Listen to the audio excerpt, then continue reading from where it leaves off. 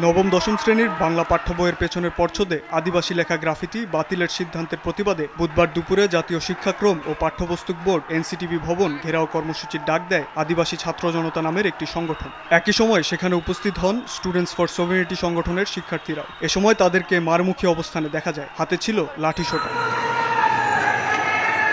এক পর্যায়ে দেখা যায় উত্তেজনা, শুরু হয় ধাওয়া পাল্টা ধাওয়া। এতে শিক্ষার্থী, সাংবাদিক সহ আহত হন বেশ কয়েকজন। এ নিয়ে দুপক্ষই পাল্টাপাল্টি অভিযোগ ছোড়েন। বিশ্ববিদ্যালয়ের একটা প্ল্যাটফর্ম আপনার স্টুডেন্টস ফর সভেরেনিটি, যেটা হলো আপনার ঢাকা বিশ্ববিদ্যালয়কে ট্যাগ করে হলো বিভিন্ন ধরনের আপনার অপ্রত্যাশিত কর্মকাণ্ড করে যাচ্ছে। আমরা সুস্থভাবে আন্দোলন চালিয়ে যাচ্ছিলাম, সেখানে একজন হুট করে আমাদের একজন কর্মীর উপর মাথা ফাটাই দেয়। পুলিশের গাড়ি দাঁড়ায় আছে, সেখানে একটা সিঙ্গেল অ্যাকশন নাই। তারা যে দেখতেছে যে অস্ত্র নিয়ে মানুষ যাইতেছে ওইদিকে মারবে দেখে, তারা একটা পদক্ষেপ নেয় নাই তাদেরকে থামাইতে। দুই একজন তারা চা খাওয়ার জন্য ওই গলিটার সামনে গেছে, তাদের কাছে পতাকা ছিল, পতাকা নিয়ে মাথা ফাটিয়ে দিয়েছে। হামলার প্রতিবাদে বৃহস্পতিবার সারা দেশে বিক্ষোভ কর্মসূচি ও প্রধান উপদেষ্টার বাসভবন ঘেরাও কর্মসূচির ডাক দিয়েছে আদিবাসী ছাত্র জনতা সংগঠনটি।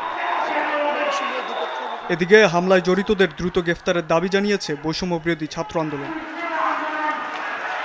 শাবাব ওয়াসি, সময় সংবাদ, ঢাকা।